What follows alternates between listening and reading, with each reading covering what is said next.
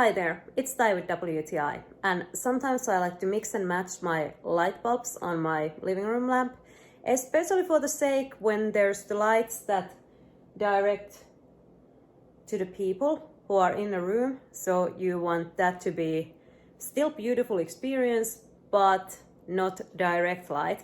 And that's why I got these LX light lighting LED bulbs. So there's 4 lights in the package.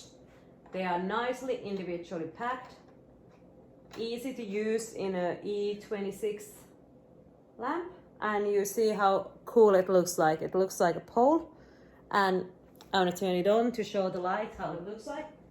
So you can see it kind of like gives that own cool kind of feeling. Let me move the light closer. So for example, in lights that when you're coming into the room, you don't want the light to be hitting you like crazy.